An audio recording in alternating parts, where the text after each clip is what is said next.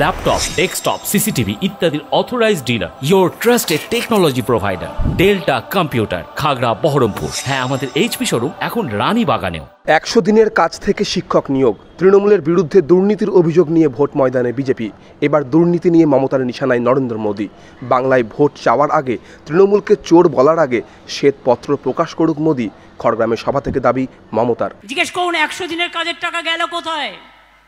বলে তৃণমূল চুরি করেছে তো তাই দেয়নি। বল তুই একটা প্রমাণ দেখা, বল প্রমাণ দেখা চুরি করেছে।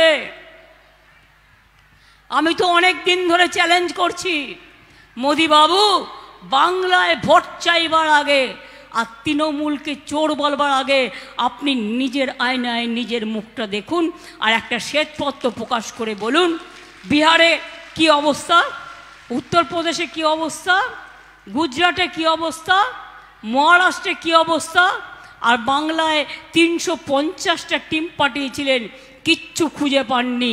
অশ্বডিম্ব 100 দিনের কাজে যারা টাকা দেয় না তাদের ভোট দেবেন। এদিন সভা থেকে শিক্ষক নিয়োগে আদালতের রায় নিয়ে ফের সরব হন মমতা বন্দ্যোপাধ্যায়। কত বড় বড় গদ্দার নেতা, নেতা না নেতা ভগবান জানে, মানে লিডার না ল্যাডার। বোমা ফাটাবে কি না, 23,000 ছেলে মেয়ের চাকরি খেয়ে নিয়ে উল্লাস করছে, লজ্জা করে না? তোর বাড়ির যদি ভাই বোনটার চাকরি চলে যেত তুই তাহলে কি করতিস? তোর টাকার প্রয়োজন নেই, কারণ তুই ভাত মেশিনে ঢুকে গেছিস, তার কারণ নিজের টাকা বাঁচাতে।